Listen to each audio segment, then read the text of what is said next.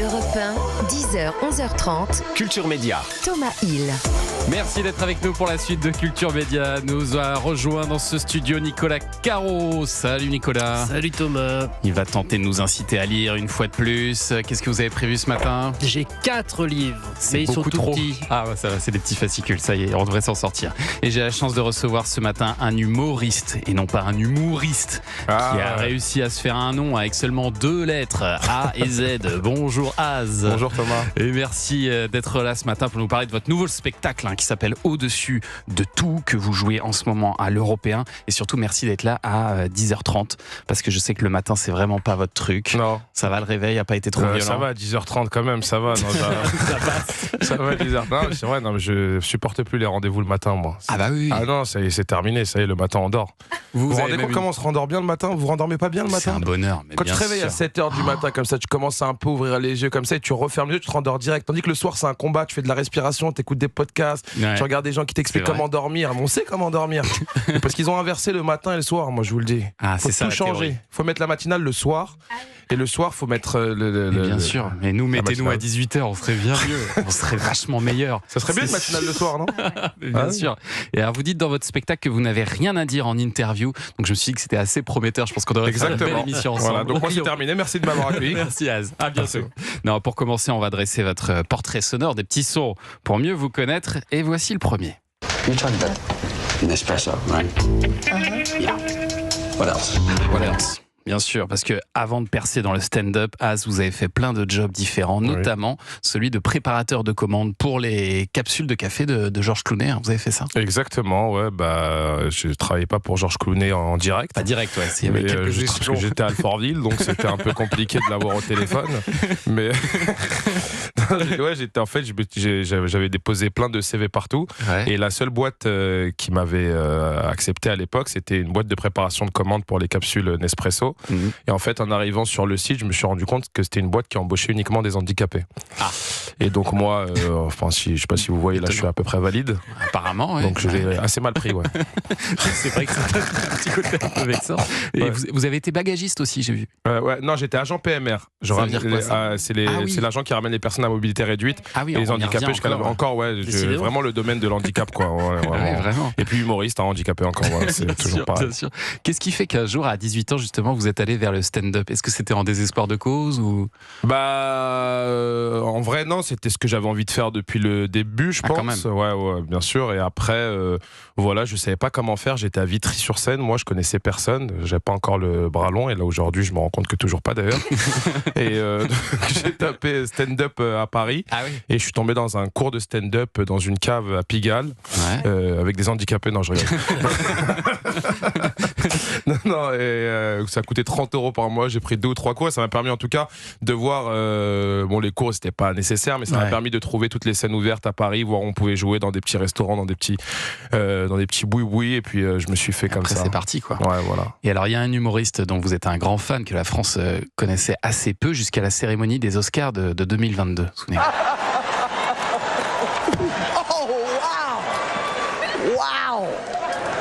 Will Smith just smacked the shit out of me. Keep my wife's name out your fucking mouth. Wow, dude. Yes.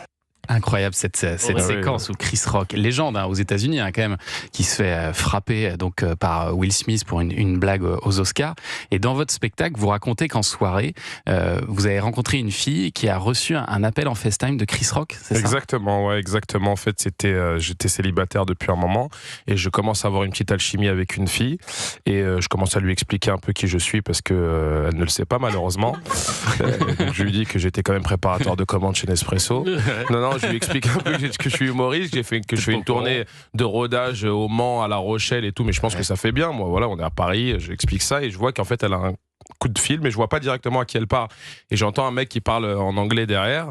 Et je reconnais l'anglais, mais je sais pas ce qu'il dit parce que voilà, j'ai fait anglais LV4. et en fait, elle tourne le téléphone et je m'aperçois qu'elle parle avec Chris Rock. Ah ouais, quand même. Donc du coup, la fille ne m'intéresse plus à ce moment-là. Et je prends le téléphone et je parle à Chris Rock. Et vous y avez vraiment parlé en direct. Et la surprise, c'est qu'il vous connaissait en fait. Ouais, la surprise, c'est qu'il me connaissait et qui m'avait confondu avec quelqu'un, mais il faut venir voir le spectacle. Il faut voir le spectacle, bien sûr. Allez, encore un petit extrait. En ce moment à la télé aussi, je regarde Dr House. Tout le monde connaît Dr House? C'est un groupe de médecins, pendant 1 heure, ils cherchent la maladie du patient. Que des maladies de ouf. T'as un médecin qui dit à l'autre, moi je pense qu'il fait une analyse idiopathique de l'œsophage. L'autre il regarde, lui dit non, impossible. Il aurait déjà saigné du nez. Là t'as Dr House qui regarde dans le vide. Dans son regard, tu comprends qu'il a trouvé la maladie du patient. Il court dans sa chambre, il va voir, il lui dit, Monsieur Smith, vous avez mangé des carottes râpées la semaine dernière? Le patient au bout de sa vie sort de 3 chimios, 4 scanners. Oui. Mettez-le sous Doliprane, il fait du carotis râpeus. C'est magnifique ça. Ça c'est votre tout premier passage. Hein. Ouais, ça c'était dans le premier spectacle. Je me rends compte que j'allais trop vite quand je parlais. Alors ça c'était Ouais. au Jamel Comedy Club. Ouais. Alors c'était peut-être aussi le stress de ce premier passage. Là on est en 2017. Exactement. 3 ans après vos débuts. Est-ce que direct vos salles se sont remplies derrière ou pas? Comment ça se passe? Non, honnêtement non, pas du tout. C'est un travail qui est long, c'est un cheminement qui est très très long. Faut avoir une communauté après aussi sur les réseaux qui viennent, qui te suit dans tes salles. Et en fait moi comme j'ai commencé, parce qu'aujourd'hui il y a un phénomène qui est très simple, c'est qu'il y a des gens qui font des vidéos sur les réseaux. Ils ont des abonnés et après ils disent bon qu'est-ce que je fais comme métier maintenant? Je vais faire humoriste. Et donc ils remplissent assez vite leur salle et tant mieux pour eux.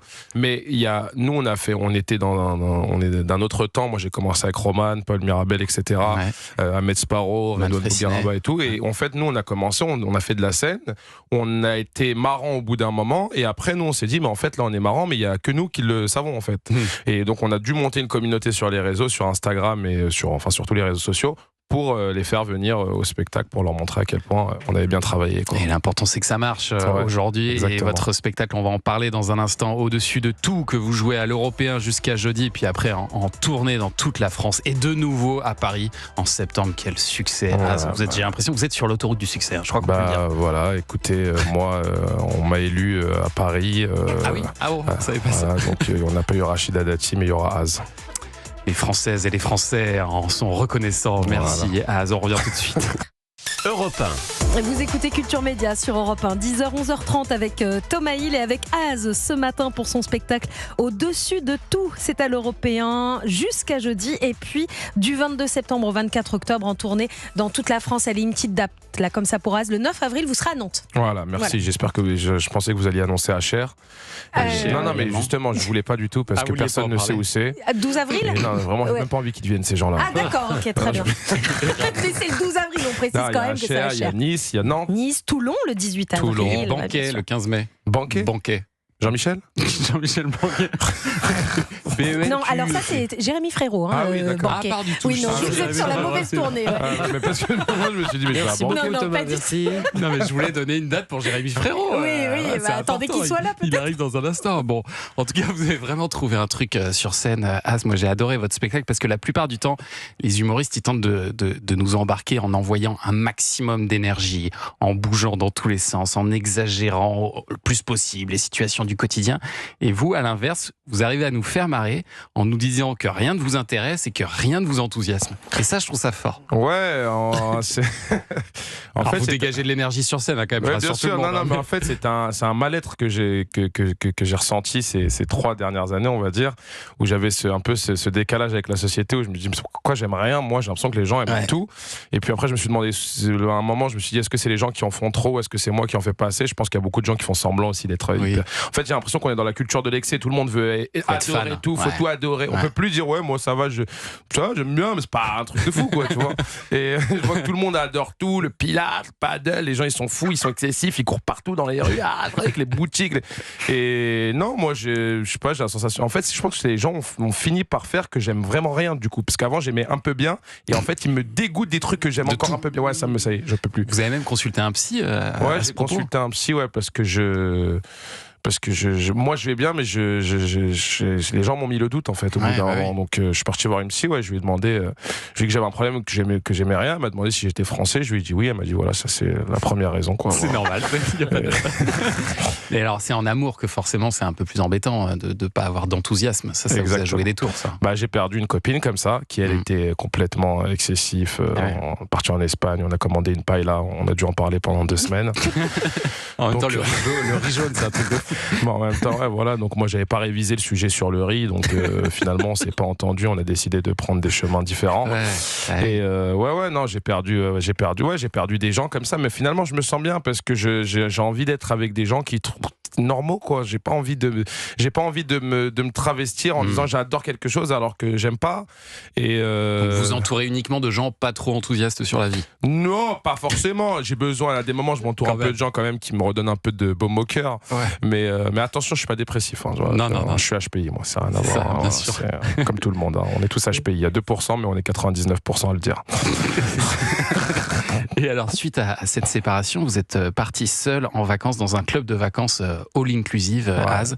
Et ça, je trouve que c'est un des meilleurs moments du spectacle. Parce que là, vraiment, le décalage est complet. Là, parce que là, il n'y a rien qui est fait pour vous dans ce genre de club. Non, rien. Rien qui est fait pour l'être humain, je pense, moi, déjà de base.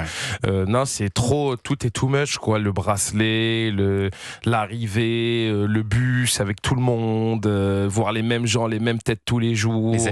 Les animateurs qui viennent te parler, qui veulent te faire croire que le volleyball c'est super à 14h, t'en as rien à foutre, toi t'es là parce que ça coûte 700 €, tout compris, quoi, voilà. Et non, je parle de ces clubs où j'ai été, en plus j'ai été et j'y suis retourné en plus. Ah oui, quand même. Ouais, j'y suis retourné. Vous avez redonné sa chance au produit. Ouais, mais après voilà, c'est ce décalage entre ce que moi je ressens et ce que. Mais en fait, il y a un truc, c'est que j'ai fait un vrai travail d'introspection sur ce spectacle et je parle beaucoup de moi et je me suis rendu compte que j'ai jamais autant touché les gens qu'en parlant de moi, parce qu'en fait je me rends compte qu'en fait tout le monde se retrouve et en fait finalement peut-être que tout le monde n'aime rien finalement. Vu que tout le monde rigole, j'ai l'impression que tout le monde. C'est pas la leçon finale. Est-ce que c'est pas la leçon finale? Mais c'est un spectacle où tu sors vraiment hyper heureux, quoi. Il y a quand même des choses qui vous enthousiasment dans la vie, quand même. Bien sûr. Que de monter sur scène. 10h30, venir à Europe 1, ça j'adore, par exemple. Un kiff. Non, monter sur scène, plein de choses qui m'enthousiasment, mais la scène en particulier, en premier, quoi. C'est sûr que c'est ma colonne vertébrale et c'est ce que j'aime faire. Quand vous avez des gens qui sont moi j'ai vu une standing ovation là samedi soir, par exemple, ça doit vous mettre du baume au cœur, ça. C'est quand même, je sais pas si c'est tous les soirs comme ça, mais c'est quand même génial. C'est tous les soirs comme ça, malheureusement. Mais après, non, c'est tous les soirs comme ça. Mais c'est vrai que moi j'ai eu du mal, par exemple, avec ça. Au début, j'avais la sensation que même sur ça, qu'on était dans un truc. Ah oui, c'est trop. Ouais, en fait, parce que finalement, moi, je suis parti voir plein de spectacles. C'est vrai qu'il y a des spectacles à la fin, t'as envie de te lever, t'as envie de rendre un peu l'amour que l'artiste a donné. Mais c'est vrai que sur ça aussi, j'étais un peu gêné. Moi, j'ai beaucoup de pudeur et donc sur ça, au début, ça me gênait. Je partais, la première standing ovation que j'ai eue, c'était en Suisse. Elle a été filmée par l'un de mes producteurs et au moment où les gens se sont levés, moi je suis parti. Ils sont encore en train d'applaudir, j'étais au restaurant, je crois. Vous y êtes pas retourné Non, je sais pas, j'ai une. Trop gênant, quoi. Ouais, alors que je suis pas gêné pendant le spectacle, mais ce moment-là de vérité à la fin me gêne, donc j'ai repris une séance chez la psy, quoi. Bien sûr. Ne l'applaudissez pas trop fort, Az, au-dessus de tout. Quand vous venez, quand même, attention, parce que un effort. Votre spectacle, c'est à l'Européen jusqu'à jeudi, et puis du 22 septembre au 24 octobre, et en tournée dans toute la France. Je donnerai d'autres dates de Jérémy Frérot tout à l'heure.